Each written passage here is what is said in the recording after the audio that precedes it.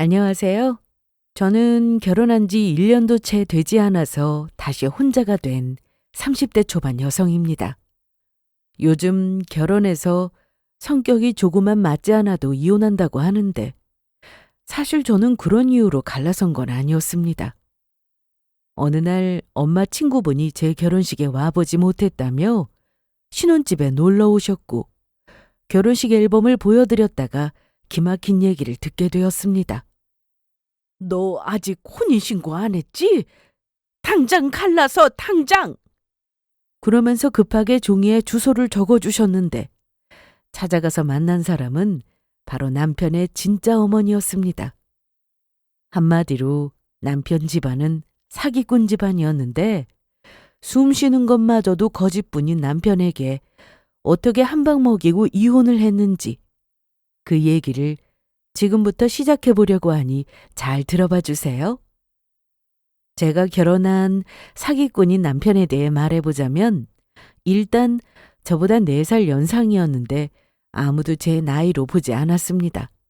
상당히 동안이라 저와 동갑이거나 저보다 어리게 보는 사람들도 많았죠. 피부 관리부터 운동까지 게을리하지 않길래 자기 관리 하나는 정말 철저하구나 싶은 생각도 들었고요. 술, 담배는 입에도 대지 않았는데 이 또한 제가 싫어해서 끊은 거라 생각했습니다. 그런데 원래 안 좋아하는 사람이었어요. 사귀는 도중 싸우기라도 하면 저보다 남편이 먼저 사과를 해오는 편이었는데 그때마다 남편은 눈물로 호소하는 타입이었습니다. 현영아, 미안해. 화 풀어라. 또 그럴 거야? 아니, 다시는 안 그래. 앞으로 자기 기분 상하게 하는 일 절대로 없을 거야. 결혼 전이나 결혼하고 나서나 남편은 제 기분을 상하게 하는 일이 생기면 제가 그 자리에서 화를 풀 때까지 사과를 했는데 정 안 되겠다 싶으면 냅다 울어버리더군요. 당연히 그 당시에는 마음이 여린 사람이라 생각했습니다. 장모님, 저 남자 주인공 좀 싸하지 않아요? 아니, 왜? 이상하게 여주인공 배신할 것 같아요. 정말? 그러면 안 되는데. 요즘 드라마는 한 번 보기 시작하면 시간 가는 줄을 모르겠어. 맞아요. 너무 잘 만들어서 탈이죠? 마지막 회가 어떻게 되려나? 제 생각에는요, 남주가 배신하고 죽을 것 같은데요? 남편은 친정에 가면 엄마와 드라마 얘기하기에 바빴습니다. 결혼 전 남편과 연애하던 시절에 저희 엄마가 드라마를 좋아하신다는 걸 알고 남편이 점수 좀 따고 싶다고 하면서 드라마 몇 편을 몰아보고 친정에 간 적이 있었습니다. 엄마는 또 좋아하는 주제로 얘기할 수 있으니 당연히 남편과 많은 얘기를 할 수 있었죠. 이 또한 다 계획되었다는 걸 전혀 몰랐습니다. 그러던 어느 날 남편이 연락이 두절된 적이 딱 한 번 있었습니다. 잘 만나다가 바쁘다고 하면서 며칠 동안 전화통화만 했는데 그러다 한 3일 정도 연락이 안 된 적이 있었죠. 당연히 저는 답답했고 찾아가도 집에 없길래 무슨 일인지 걱정도 했었습니다. 그런데 일주일 뒤 팔에 깁스를 하고 나타났더라고요. 교통사고를 당해서 차는 폐차를 시켰고 병원에 입원해 있는 동안 치료받느라 저에게 연락을 못했다고 했습니다. 그 상황에 왜 연락을 안 했냐고 따져 물을 사람이 어디 있겠어요? 당연히 남편 몸 걱정하면 넘어갔죠. 지금이야 제가 겪은 일을 한 번에 몰아서 말하다 보니 다들 의심하지 못했냐고 할 수 있겠지만 그 당시엔 정말 전혀 몰랐습니다. 작정하고 속이는 사람을 어떻게 알겠어요? 그러니 결혼까지 했죠. 저희는 남들처럼 연애하고 결혼했습니다. 다만 혼인신고는 바로 하지 않았습니다. 아이가 생기고 나면 그때 혼인신고를 할 생각이었어요. 양가에서도 이 부분은 저희가 알아서 하라고 하셨고요. 남편은 직장인이었는데 금융회사에 다니면서 바쁘게 지냈습니다. 저보다 퇴근 시간이 늦은 편이었는데 그런 날은 제가 남편 회사 근처로 가서 같이 퇴근하기도 했습니다. 자기야, 미안해. 많이 기다렸어? 아니, 나 방금 도착했어. 커피 사왔는데 마셔. 역시 센스 하나는 알아줘야 해. 커피 너무 마시고 싶었거든. 그런데 일이 너무 많은 거 아니야? 안 그래도 요즘 통 쉬지를 못해서 상황 보고 못 쓴 연차 몰아서 쓸까 해. 우리 그때 해외여행 갈까? 자기 어디 가보고 싶다고 했지? 스위스? 맞다. 나도 거기는 한 번도 안 가봤는데. 너무 무리하지는 말고. 알았어. 남편이 하는 일은 투자 관련 상담 후 진행하고 투자 상품에 가입한 고객들을 관리하는 일을 한다고 했습니다. 사실 그래서 연애할 때도 남편은 저나 친정 식구들에게도 투자를 몇 번 권유한 적이 있었는데요. 오빠, 우리 부모님은 투자는 좀 위험해서 별로 안 좋아하셔. 엄마는 이자가 적게 붙더라도 은행에 돈 맡기는 걸 좋아하시고. 그럼 내가 직접 가서 설명드려도 돼? 어, 그래도 되는데 별 기대는 하지 마. 워낙에 서글서글하고 부모님께 잘하던 사람이라 연애할 때 집에 데리고 가면 죄가 없어도 엄마 아빠와 끊임없이 대화하던 사람이었습니다. 그래서 본인 하는 일이 투자니까 친정 부모님께 돈을 불려드리겠다며 상품 설명도 하고 투자해보시라 했지만 엄마 아빠는 칼같이 거절하셨습니다. 내가 다른 건 몰라도 투자는 안 해. 아니, 왜요? 이건 원금 손실도 없고 안전해요. 거 봐. 엄마가 절대 안 하신다고 했지? 주변에 투자했다가 낭패 본 사람이 좀 있었거든. 그래도 내가 관리 잘해드릴 수 있는데. 나 생각해주는 건 고마워. 한번 생각은 해볼게. 네, 그럼 꼭 생각해보시고 궁금한 거 있으시면 언제든지 연락 주세요. 부모님은 가족끼리 돈 거래하는 것도 아니라고 생각하는 분들이셨고 주식이나 코인 그 외 투자도 해보신 적 없으셨습니다. 저는 결혼하고 시댁보다는 친정을 자주 가는 편이었는데 혹시나 남편이 불편해할까 봐 먼저 가자는 말도 거의 해본 적 없었습니다. 시부모님은 결혼 전에는 그래도 자주 만난 편이었지만 결혼과 동시에 연락도 잘 안 하시고 찾아오는 것도 별로 좋아하시지 않았는데요. 어머님, 저예요. 그래, 환영아. 오빠한테 얘기 들으니까 이번 명절 연휴에 아버님하고 여행 가신다면서요? 안 그래도 전화하려고 했는데 아버지랑 유럽 한 바퀴 돌고 오려고. 시부모님은 종교가 있으셨는데 그래서 명절에는 기도만 드리고 따로 차례를 지내진 않으셨습니다. 그래서 결혼하고 첫 명절에도 저는 시댁에 갈 일이 없었고 친정에서 보냈습니다. 대신 명절 전에 시댁에 가서 같이 저녁을 먹는 정도였어요. 시댁은 마당이 있는 2층 집이었는데 저희 집도 정원 딸린 2층 집이라 처음 시댁에 갔을 때 남편과 비슷한 부분이 많다 생각하기도 했습니다. 암튼 시댁 마당에서는 개 2마리를 키웠는데 원 없이 뛰어놀 수 있을 정도로 마당이 크고 넓었어요. 정원을 관리하시는 분이 따로 계시고 매일 집 청소하시는 분들도 집에 상주하고 계시다 보니 갈 때마다 집은 늘 깨끗했습니다. 남편이 친정 부모님께 잘하는 만큼 저도 시댁에 잘하고 싶었지만 사실 그럴 기회가 별로 없었습니다. 연락 없이 찾아가는 걸 별로 좋아하지 않으셨고 또 시댁에 와라, 전화 좀 해라 이런 말씀도 전혀 안 하셨거든요. 아버님이 사업을 오래 하셔서 외국에 종종 나가시는데 그때마다 어머님이 같이 나가셨습니다. 그리고 남편을 통해 해외 나갔다가 선물 사왔다며 화장품이랑 가방이랑 이것저것 보내주시곤 하셨습니다. 이때까지만 해도 행복했습니다.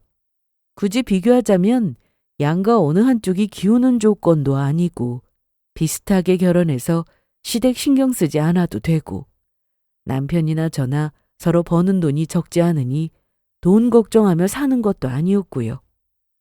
그러던 어느 날 엄마한테 전화가 왔습니다. 엄마. 현영아, 주말에 바빠? 이번 주? 어. 아니, 별일 없어서 집에 있을걸? 그런데 왜? 오려고? 그래도 돼? 당연하지. 딸 집에 오는 건데 뭘 물어봐. 그런데 엄마 혼자 아니고 친구랑 같이 갈 건데 그래도 되나? 엄마 친구 누구? 엄마는 친구분들이 정말 많으셨습니다. 그 덕에 어릴 때 집으로 엄마 친구분들이 놀러 오시면 10,000원짜리로 두둑이 용돈을 받은 적도 많았죠. 수희 아줌마라고 알지? 알지. 엄마랑 제일 친한 친구? 그런데 지금 외국에 계신 거 아니었어? 엊그제 한국 들어왔는데 너 결혼했다는 소식 듣고는 만나고 싶다고 전화가 왔어. 금방 또 외국 나간다고 해서 주말밖에 시간이 안 된다고 하길래 너한테 물어보고 전화 준다고 했지. 당연히 되지. 오빠한테도 말해놓을게. 그래, 알았어. 그럼 주말에 같이 갈게. 그래서 미리 청소도 하고 금요일에는 퇴근 후 장도 봐왔습니다. 어쩌지? 나 주말에 약속이 있어. 약속? 고객 만나기로 했거든. 투자에 관심 있다고 하는데 평일 말고는 주말에만 시간이 된다고 해서 지방이라 다음 날 올 것 같은데. 일 때문인데 어쩔 수 없지 뭐. 그래서 토요일 아침 일찍 남편은 볼일 보러 나갔고 저는 엄마와 친구분이 오시기 전에 미리 음식도 좀 해놓고 기다리고 있었습니다. 어머나, 현영아, 너무 이뻐졌네. 그래요? 그래, 내가 빈말하는 거 봤어? 결혼하더니 더 이뻐졌어. 집도 깔끔하게 해놓고 사네.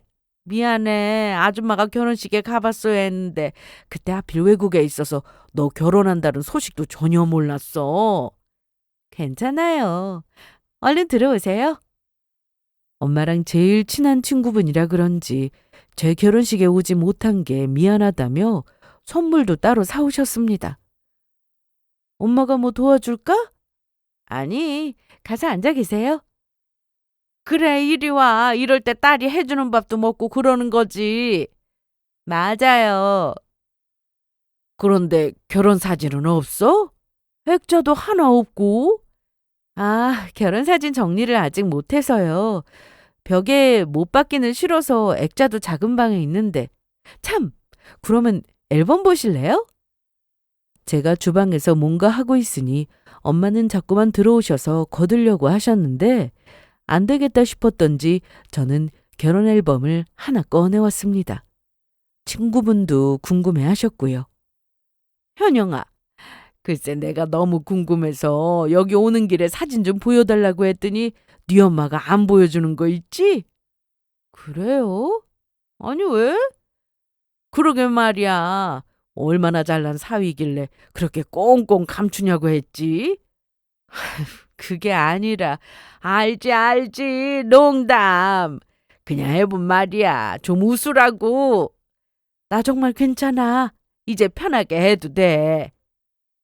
이때까지만 해도 이게 무슨 말인가 싶었습니다. 암튼 저는 앨범을 두 분께 보여드렸고 다시 주방으로 가서 음식을 마저 하고 있었는데요.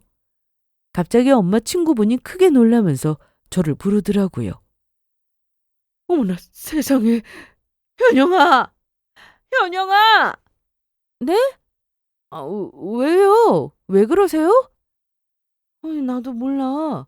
너 왜 그래? 아니, 네 남편이 정말 이 사람이야? 응? 네, 그런데요? 아는 사람이에요? 이 일을 어쩌면 좋아. 가만히 있어봐. 신고부터 해야 하나? 신고 얘기까지 나오길래 대체 무슨 일인가 싶더라고요. 여기 일단 물 좀 드세요. 남편 이름이 뭐야? 박지환? 박지환 맞지? 네. 갈랐어? 네? 내 말 못 들었어? 당장 갈라서라고! 이날 엄마 친구분은 넋이 나간 채로 멍하니 계셨고 저나 엄마는 옆에서 무슨 일인지 영문도 모른 채 있었습니다. 그리고 잠시 뒤 진정이 좀 되셨는지 엄마 친구분은 남편에 대한 얘기를 꺼내셨는데요. 그 얘기를 들은 저는 기가 막혀 말이 나오지 않았습니다. 엄마는 급기야 주저앉기까지 하셨고요. 아니, 그게 무슨 말씀이세요? 설마요. 닮은 사람 아니에요? 세상에 같은 이름 가진 사람이 한둘이 아니고 나도 기 막혀서 사진이고 뭐고 싹 다 지워서 없는데 확실해 박지환. 그 자식 사기꾼이야. 내 딸도 당했다고. 내가 너 결혼 전에 봤었으면은 진작에 이 사실 알려주고 결혼식 못 올리게 하는 건데 이 일을 어쩌냐. 아이고. 이날 결혼 앨범에서 시부모님 사진까지 다 보여드렸는데 맞다고 했습니다. 저는 엄마 친구분이 사기꾼 집안이라고 하니 당연히 처음엔 믿을 수 없었죠. 우리 딸 경아 알지? 알죠. 저를 언니처럼 잘 따랐는데 우리 딸이 어느 날 결혼하고 싶다면서 남자 한 명을 데려왔어. 그놈이 박지환이야. 우리 경아랑 나이가 동갑이라고 하는데 그때 20대라 나이도 어렸지. 그런데 알고 보니 나이가 8살이나 많은 놈이었어. 워낙에 동안이라 의심할 수도 없었고 암튼 성격이 좋아서 우리 집에 자주 놀러와서 같이 여행도 많이 갔었거든. 상견례하고 결혼 날짜까지 잡았었으니까 가족 생각했었거든. 어떻게 그 전에 결혼 준비 시작하고 나서부터 돈 얘기를 하더라고. 돈이요? 너한테는 안 그랬어? 돈 달라고? 따로 요구한 건 없었는데요. 아, 투자라는 얘기는 좀 했었어요. 그래서 투자했어? 아니요. 해본 적도 없고 괜히 돈 거래했다가 사이만 나빠질 것 같아서 거절했죠. 잘했다, 잘했어. 내 딸한테는 사업가라고 접근했어. 나도 사업한다고 해서 무슨 일 하나 싶어서 회사까지 가봤는데 잘 차려놨더라고. 직원 수도 많았고. 그런데 회사 일 때문에 돈이 좀 묶여서 결혼 준비하는데 부족했다고 했지 아마? 그 때문에 혼수 비용을 요구했었어. 우리가 돈이 없어 아쉬운 집도 아니고 돈 보고 만난 것도 아니니까 여유가 되는 쪽에서 하면 어떠냐 싶어서 요구한 비용을 보내줬어. 그런데 그거 말고도 사업하는데 돈이 좀 급하게 필요하대서 해줬는데 딱 한 달 쓰고 준다고 하더라고. 그런데 정말 한 달 뒤에 돈을 가지고 왔어. 그러니 믿었지. 정말 사업하느라 필요했던 거구나 하고. 그런데 그 다음에도 또 급하게 사업 운영에 돈이 필요하니 좀 해달라고 하길래 그렇게 좀 그놈한테 보낸 돈이 13억이었어. 13억이요? 그럼 고소하셨어요? 돈 받아내셨냐고요? 못 받았어. 아니, 왜요? 그 큰 돈을 받아가고 결혼 준비는 멈춰 있는 상태였는데 어느 날 그놈이 우리 딸한테 헤어지자고 한 거야. 싸운 거냐고 물어도 그런 적 없다고 하고 회사 일 때문에 바쁘다고 만나는 것도 미루더니 어느 날 갑자기 이별 통보하는데 그걸 받아들일 사람이 어디 있어. 결혼 약속까지 했는데. 그래서 내가 전화하니까 연결이 안 되고 잠적을 해버려서 내가 경찰에 신고했지. 잡아달라고. 그래서 어떻게 됐어요? 잡았어. 그런데 뭐라는 줄 알아? 결혼 준비 과정에서 생긴 갈등 때문에 이별한 거라고 하더라. 우리는 무슨 갈등이고 뭐고 아무것도 없었거든. 그러니 황당하지. 딸은 마음 주고 돈도 줬는데 당연히 충고받아 쓰러졌고. 그런데 조사 과정에서 나이도 8살 더 많다는 걸 알게 됐고 그 집 부모도 가짜에 사는 집도 다 가짜였어. 교도소 동기들인지 뭔지 아는 사람들하고 짜고 한탕에 먹으려고 사기친 돈으로 집 빌리고 차 빌리고 했던 거지. 회사도 아는 사람한테 뒷돈 주고 우리가 찾아갈 때만 본인 회사 대표인 척 연기했던 거였고, 여기 앨범에 나온 네가 시부모라고 믿고 있는 이 사람들 다 가짜라고! 본가라고 했던 곳으로 찾아갔더니 전혀 다른 사람이 사는 사람이었고, 실제 그놈이 사는 집 주소 찾아가서 보니까 망우동에 있는 원룸이었어. 우편함에 무슨 고지서부터 시작해서 독촉장에 말도 아니더라. 돈 갚으라고 하니까 다 쓰고 없대. 이미 다른 곳으로 빼돌린 거야. 사기치고 교도소 가서 징역 살고 나오겠다 이거야. 그래서 그때 연락 끊었던 거야? 쪽팔려서 이런 얘기를 어디다 해. 친구들한테 딸 결혼할 거라고 말은 해뒀는데 알고 보니 사기꾼이라고, 돈 날렸다고 어떻게 말하냐고.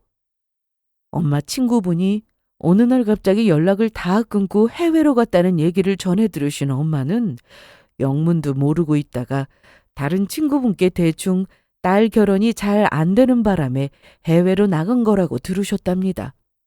그래서 두 분이 다시 만나셨을 때 엄마한테 제 결혼 사진 좀 보여달라고 했을 때도 괜히 자랑하는 것 같아 엄마는 조심스러워서 나중에 기회가 되면 보라고 하신 거라네요. 그럼 우리 사위가, 아니, 그놈이 전과자란 말이야?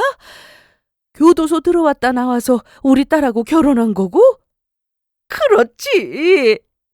그런데 수억 사기를 쳐도 고작 1, 2년 살다 나오는데 현영이랑 결혼하기 전에 또 얼마나 많은 사기를 쳤는지는 아무도 모르는 거야. 내가 여기 남아서 도움이 되었으면 좋겠는데 나 내일 다시 가봐야 해. 우리 딸 그때 충격으로 한국에 있다가 병만 더 깊어질 것 같아서 우리 가족 다 해외에서 지내고 있거든. 아주 내 딸은 한국 못 들어와. 엄마 친구분은 주변에서도 다 알 정도로 좀 사는 집이었는데요. 거기다 캐나다 영주권도 있어서 온 가족이 캐나다에서 지내고 있다고 들었습니다. 한국도 잠깐 들어온 거라 바로 들어가 봐야 한다고 했는데 이날 가시기 전에 저한테 쪽지 하나를 주셨어요. 그리고 일정 때문에 바로 가셨는데 이날 엄마 친구분이 주신 쪽지에는 주소가 적혀 있었습니다. 저와 엄마는 고민할 것도 없이 바로 그 주소대로 찾아갔습니다. 그리고 찾아가는 길에 엄마는 바쁘게 전화를 하셨죠. 아니, 얜 왜 이렇게 전화를 안 받아? 왜? 누군데? 아니, 엄마 친구 중에 박서방한테 투자 권유받고 투자한 애가 있어. 뭐라고? 돈을 보냈다고? 친구들 모임 중이었는데 박서방이 전화가 오더니 마침 그 근처라고 하는 거야. 그러면서 와서 인사드리고 가겠다고 하는데 내가 뭐 오지 말라고 그래? 잠깐 왔다 간다고 하니까 오라고 했지. 그래서? 그날 박서방이 밥값도 다 계산해주고 가고, 암튼 그날 모인 친구들이 칭찬을 하는데 박서방이 금융회사 다닌다고 하면서 투자에 관심 있으면 언제든지 연락 달라고 하고는 갔어. 그런데 지연이라고 엄마 친구 알지?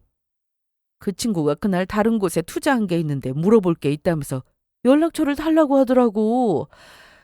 나는 당연히 투자는 하지 말라고 얘기했고 궁금한 것만 물어보라고 했는데 얘가 글쎄 투자를 한 거야. 아, 잠깐만. 전화 연결됐다. 아, 여보세요? 지연이니? 나야. 아니, 전화를 왜 이렇게 안 받아? 아, 너 있지, 그 투자금. 아니, 우리 박서방한테 무슨 투자 상품 가입했다면서. 확실해? 일주일 뒤에? 그래, 일단 알았어. 다시 전화할게. 왜? 뭐라고 하셔? 일주일 뒤에 원금하고 이자 받기로 했대.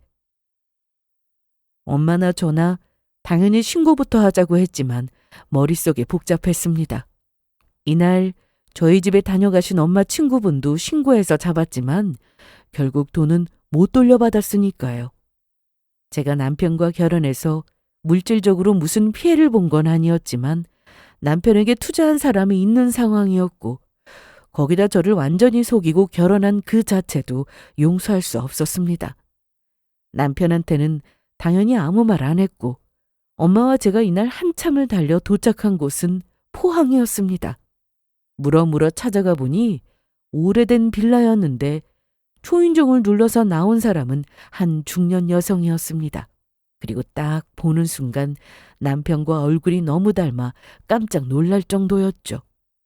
저와 엄마를 본 그 사람은 현관문을 열었다가 다시 급하게 닫으려고 했는데 저희처럼 찾아온 사람이 한둘이 아니었구나 싶은 생각이 단번에 들었습니다.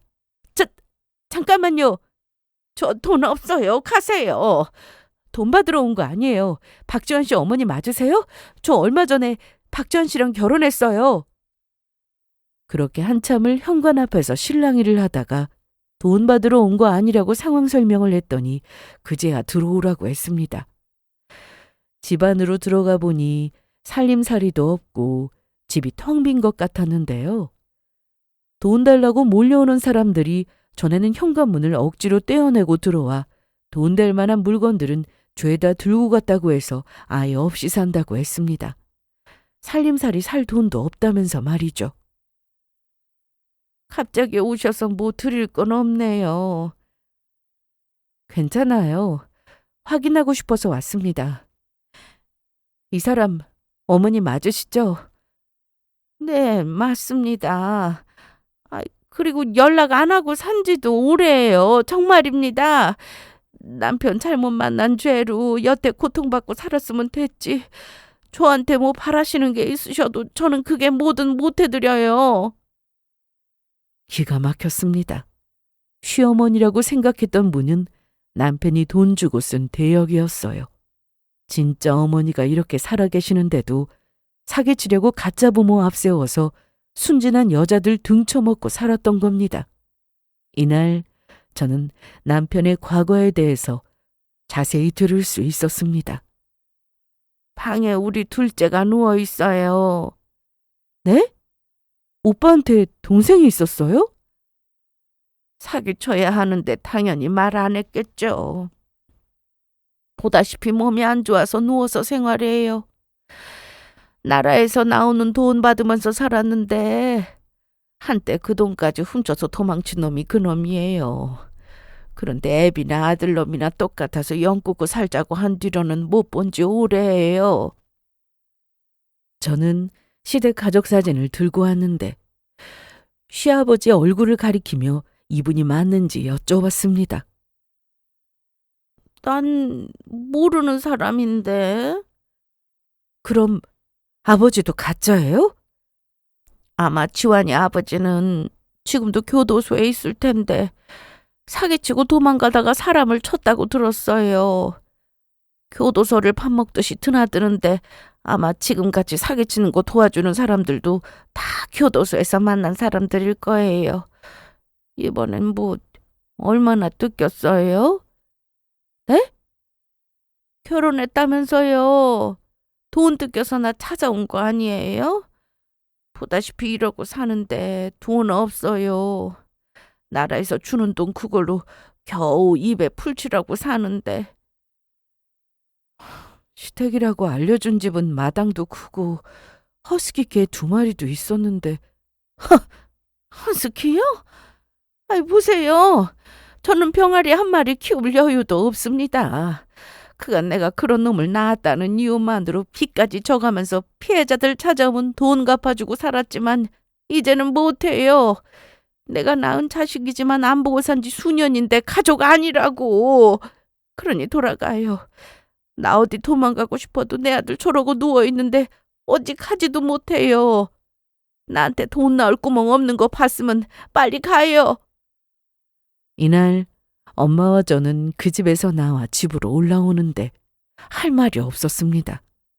남편은 어릴 때부터 사고를 많이 쳐서 퇴학을 당했다고 했고 그 때문에 고등학교 졸업도 못했다고 했습니다.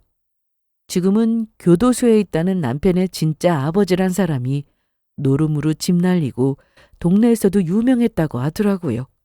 그러다 남편이 성인이 되고 나서 둘이 같이 사기를 치기 시작했다는데 아버지라는 사람이 자기 아들 이용해서 혼인 결혼 빙자 사기를 시작했던 겁니다. 남편 역시 그게 돈이 된다는 걸 알고는 전보다 적극적으로 두 사람이 사기를 쳤다네요. 아마도 학력 컴플렉스도 있었던 것으로 생각됐습니다. 고등학교도 졸업을 못했으니 자신을 의사로도 만들어주고 사업가에 돈 많은 재력가로 변신시켜주는 아버지가 좋았겠죠. 남편의 진짜 어머니도 이런 말씀을 하셨습니다. 환상에서 빠져나오지 못하는 것 같다고요. 암튼 남편은 본인 아버지와 여기저기 돌아다니면서 대역으로 가짜 어머니를 쓰고 화목한 가정인 것처럼 연출해서 호감을 산 뒤 여성들이 결혼을 결심하면 그때부터 갖은 명목으로 돈을 요구했다고 합니다. 순진한 여성은 사랑에 눈이 멀어 돈을 해주다가 결국 이별 통보 후 돈도 못 받고 본인에게 잘못이 있어 헤어진다고 생각한 경우에는 고소도 안 했다고 하더라고요. 피해 여성에게 돈을 더 받아낼 수 없다는 판단이 들면 그때 잠적하고 다음 범행을 준비했다고 하는데 역시나 꼬리가 길면 잡히는 법이죠. 남편의 아버지가 더 큰 사기를 치다가 큰 사고로 교도소에 들어가게 되었고 혼자 남은 남편은 그간 사기로 벌어둔 돈으로 자기 부모를 대역으로 쓰고 그렇게 혼자 사기를 치며 살게 된 거였습니다.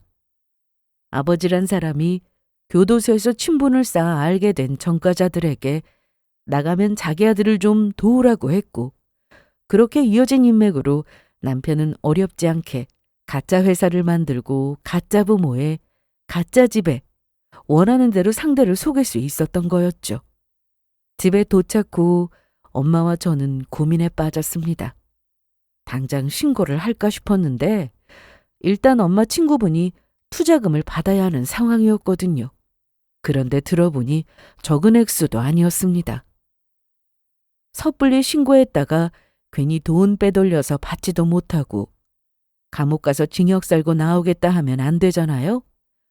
모르는 사람도 아니고 엄마 친구인데 분명 그 피해는 엄마한테도 돌아올 게 뻔했습니다. 일단 엄마는 가셨고 저는 남편을 기다렸습니다. 다음 날 아침 남편은 저에게 전화를 했습니다. 저는 아무렇지 않게 받았죠. 오빠, 일은 잘 마쳤어? 당연하지. 오빠 금방 갈게. 이따 집에서 봐.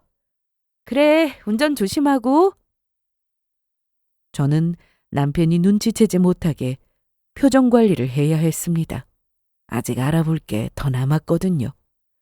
신고하면 경찰이 다 알아서 조사를 해주겠지만 남편에게 저는 금전적 피해는 입지 않은 상황이었고 사기 결혼이라 주장하려면 증거가 필요했습니다. 또한 남편이 정말 그동안의 과거는 다 잊고 저와 결혼해서 정신 차리고 살려는 건지 아니면 저에게 또 어떤 목적을 가지고 결혼한 건지 그건 역시 알 수 없었기에 일단 증거부터 남겨야겠다는 생각뿐이었습니다. 주말이 지나고 월요일이 되자 저는 평소처럼 출근했습니다. 남편도 마찬가지로 저와 함께 나와서 회사로 출근했고요. 그동안 남편 회사 앞에서도 자주 만났고 회사 건물 지하 주차장에 차를 대놓고 남편을 기다린 적도 많았습니다. 그럴 때면 사원증을 목에 걸고 나왔는데 당연히 믿을 수밖에요. 남편과 같이 일한다는 부서 사람들도 만나 저녁을 먹은 적도 몇 번 있었습니다. 당연히 그 사람들도 사기꾼이었겠죠. 하지만 사기꾼답게 다들 참 말을 잘했습니다. 금융 쪽은 제가 잘 알지 못하는 분야라 전문 용어를 써가며 말을 하니 또 그런 줄 알았네요. 저는 일하다가 잠시 나가서 남편 회사 부서로 전화를 걸었습니다. 저희 과장님이요. 잠시만요. 여보세요? 나야. 핸드폰으로 전화하지 왜 회사로 전화했어? 자기 전화 안 받길래. 아, 맞다.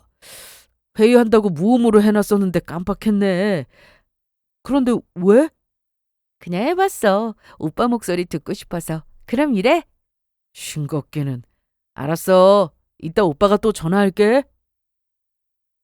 남편의 명함을 보고 전화를 걸었는데 직원들 대응이 아주 딱딱 맞았습니다. 그런데 홈페이지에서 남편의 회사를 검색해서 대표 번호로 전화를 걸은 뒤 해당 부서 연결 후 남편 이름을 말했더니 그런 직원은 없다고 하더군요. 사실 연애하면서 상대방 직장에 직접 찾아갈 만한 일은 거의 없잖아요. 용건이 있으면 핸드폰으로 하니까요. 저는 이날 퇴근 후 제가 시댁으로 알고 있는 그 집으로 찾아갔습니다. 평소 연락도 없이 오는 걸 굉장히 싫어하시는 분이었는데 모든 걸 알고 나니 이해가 됐습니다. 제가 가는 날만 골라 그 집을 빌려야 하는데 아무 때나 가면 걸리거든요.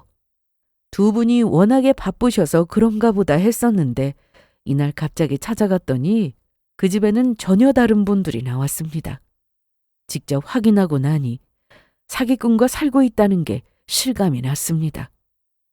그동안 남편과 연애하고 결혼을 하고 나서도 남편의 핸드폰을 볼 기회는 없었습니다. 일 때문에 저와 만나고 있어도 핸드폰을 붙들고 사는 사람이었거든요. 일부러 제 앞에서 숨어받는 전화는 없어서 딱히 의심 같은 건 해본 적 없었고 고객 상담이 대부분이었습니다. 그런데 남편의 핸드폰은 잠겨 있어서 풀 수가 없었습니다. 그러다 마지막으로 제가 확인할 수 있는 건 딱 하나, 블랙박스였어요. 제가 블랙박스를 볼 거라 생각하지 못했는지 이건 따로 지우지 않았는데요.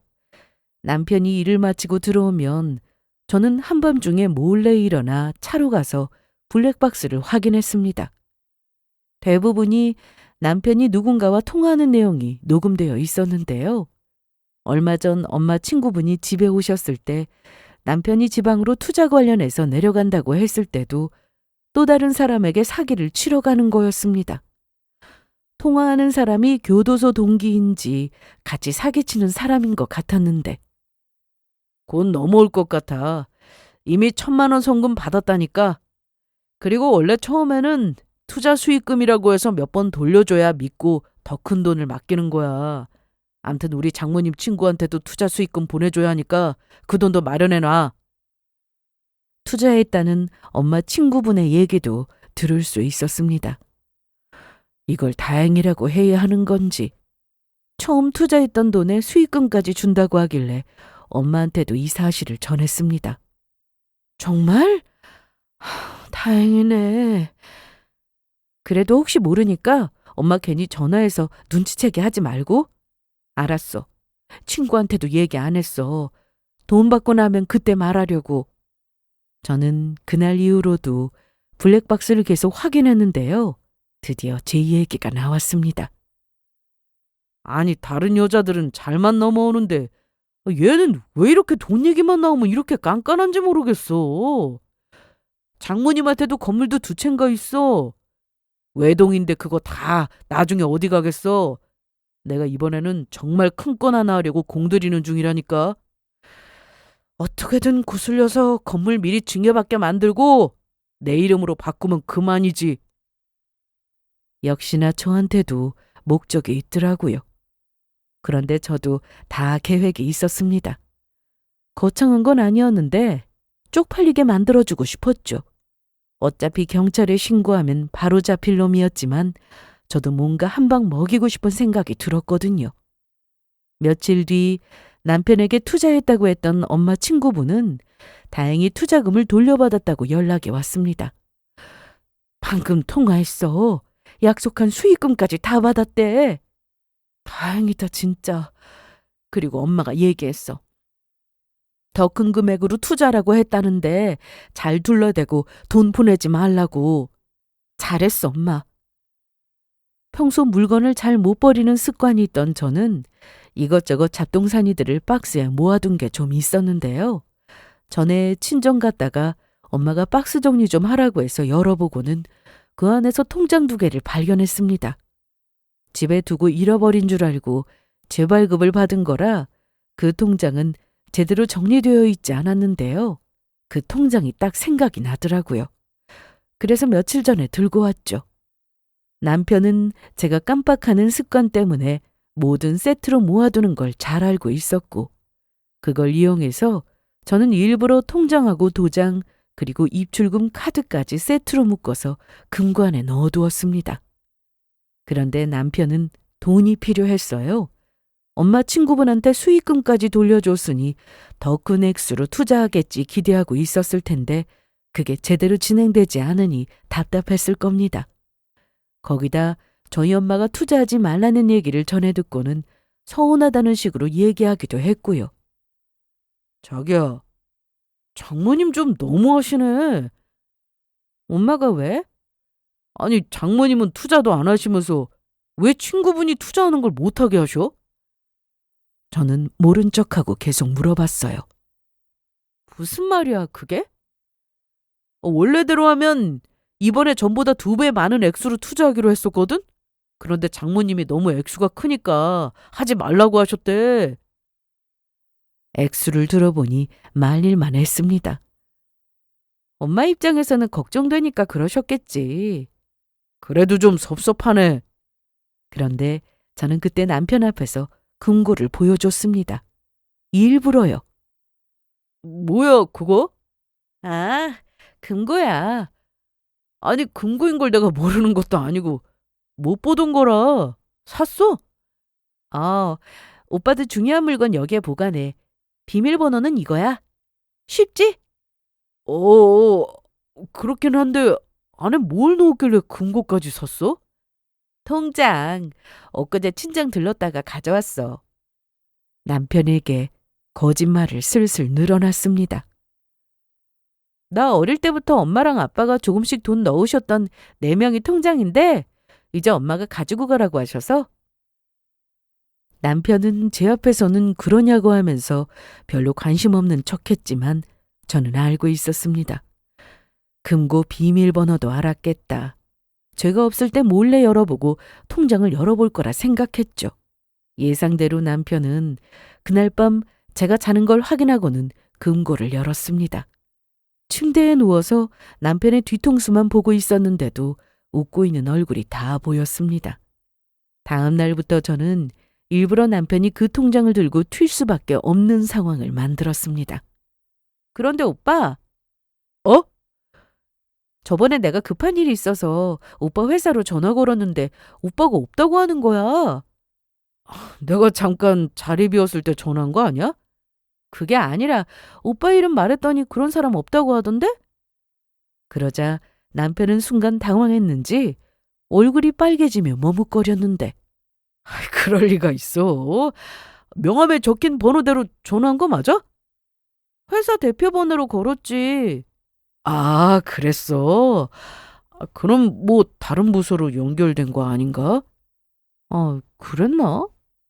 그래, 그럴 수 있지. 앞으로는 핸드폰으로 해. 회사에서도 사적으로 전화 오면 싫어해. 업무 전화도 많은데. 그렇겠다. 알았어. 참, 곧 어머님 생신 아니야? 그런가?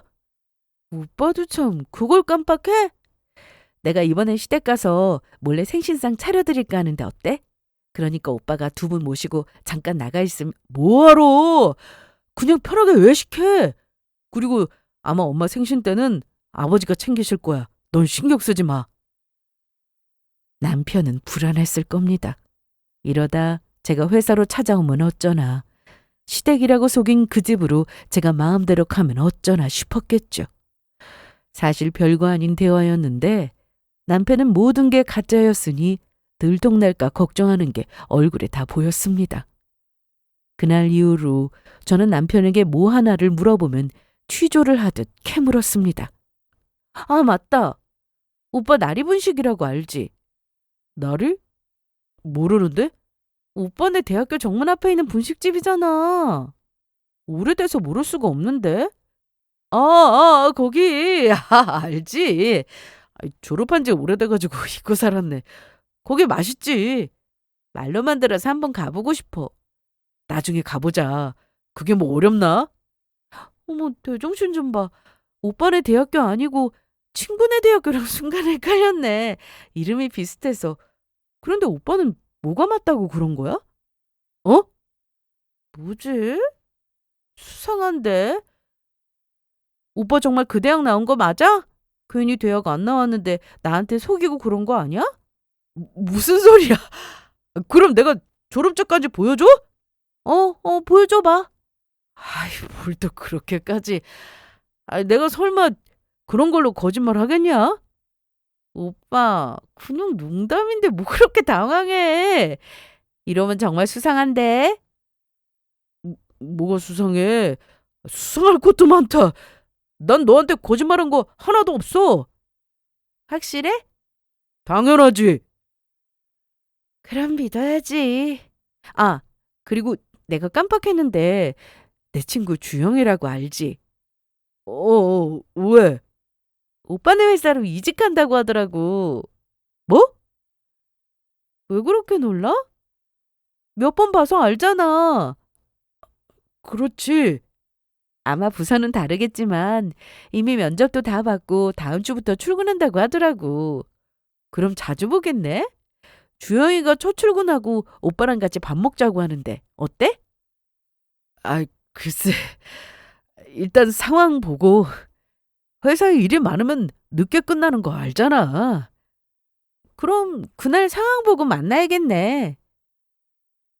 당장 다음 주면 그 회사에 다니고 있지 않다는 게 들통이 나는 상황이었고 엄마 친구한테 투자금으로 돈을 뜯어낼 계획도 사라진 마당에 남편은 마지막으로 제 통장을 눈독 들이고 있었습니다. 금고는 열고 닫을 때 제 핸드폰으로 알람이 떴거든요. 제가 출근하고 나서 남편도 회사에 있을 시간이었는데 그때도 금고가 열린 적이 있었습니다. 남편이었어요. 어차피 회사는 가짜로 다니고 있었으니 매일 출근했다가 집에 와서 금고문을 열어본 것 같았는데 2개의 통장에는 잔액이 각각 3억이 넘게 찍혀 있었습니다. 사기꾼이 그 돈을 보고 욕심이 안 날 수 없었겠죠. 남편은 제 통장 비번도 알고 있었습니다.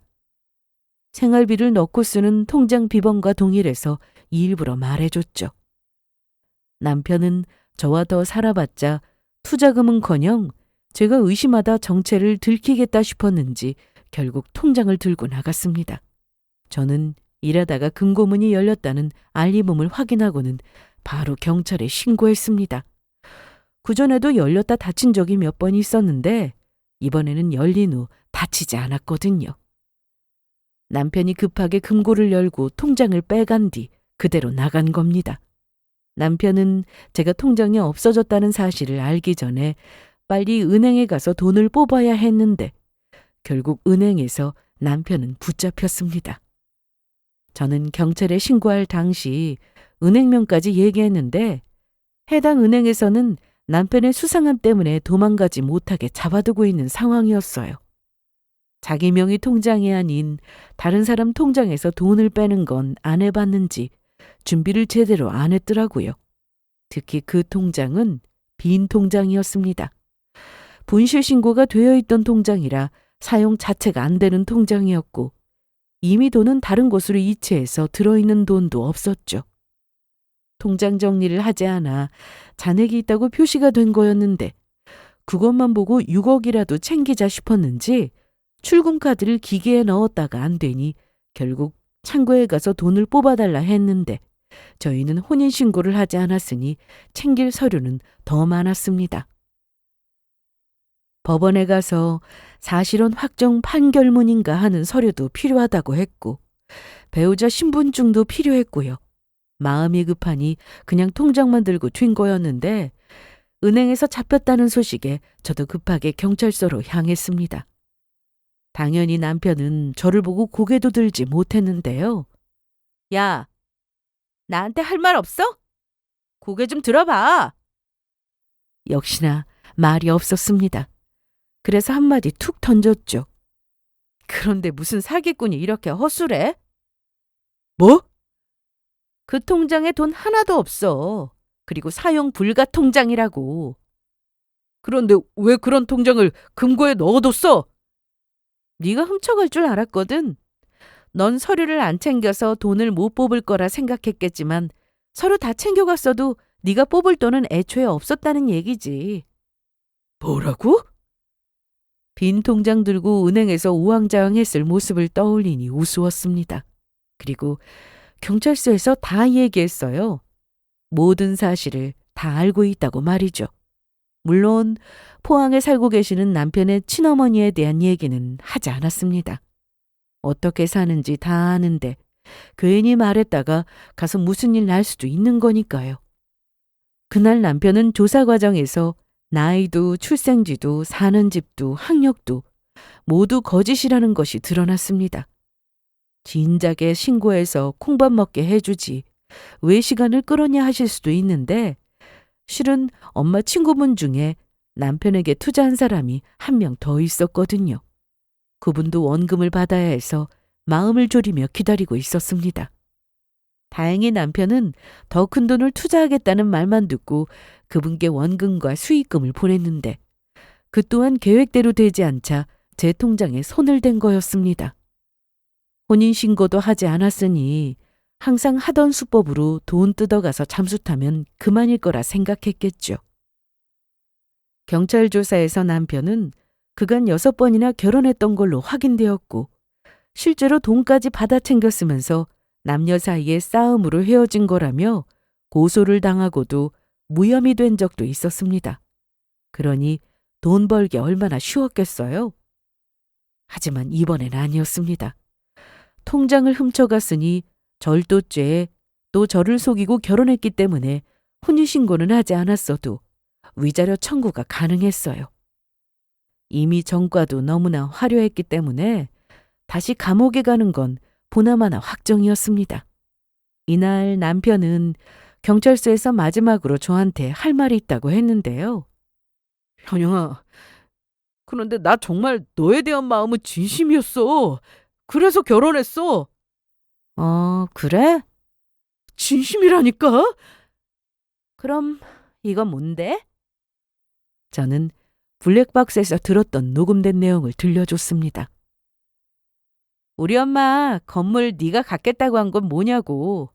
애초에 나한테 접근해서 결혼까지 한 것도 그런 큰 꿈이 있어서가 아니야? 사람 마음 가지고 이런 식으로 이용하면 나중에 너한테 그거 다 돌아간다는 거 몰라? 이참에 감옥 가서 반성하고 나와. 참, 내가 아까 물어보니까 너 이번엔 금방 못 나올 거라고 하더라? 동일 전과가 너무 많고 죄질이 안 좋아서 거기서 그냥 살아. 아버지도 만나고. 마음 같아서는 한 대 때리고 싶었는데 경찰서라서 참았습니다. 이게 진짜 너 내가 만만해 보여? 아니? 우스워 보여. 뭐? 조용히 하세요. 남편도 별거 없더라고요. 순진한 여성만 골라 돈 뜯어낸 사기꾼이라 그런지 덩치 크고 무서운 경찰관 앞에서는 아무 말도 못했습니다. 암튼 재판 끝에 그놈에게는 실형이 선고되었습니다. 물론 상당한 시간이 필요했어요. 재판이라는 게 당장 시작되고 단번에 끝나고 그러는 게 아니거든요. 긴 시간 동안 재판은 진행되었고 결국 제가 원하는 판결이 나왔을 때 속이 다 후련했습니다. 당연히 저도 반성했어요. 제대로 알아보지도 않고 착하고 다정한 사람이라 생각하고 만났는데 저도 속았으니까요. 그놈은 그렇게 감옥에 갔고 제 인생을 구해준 엄마 친구분께는 따로 사례도 했습니다. 저나 친정 식구나 또 그 주변 사람들까지 금전적으로 피해가 없어 정말 다행이었는데요.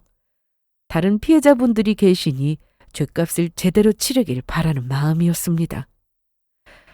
지금 저는 너무나도 잘 지내고 있어요.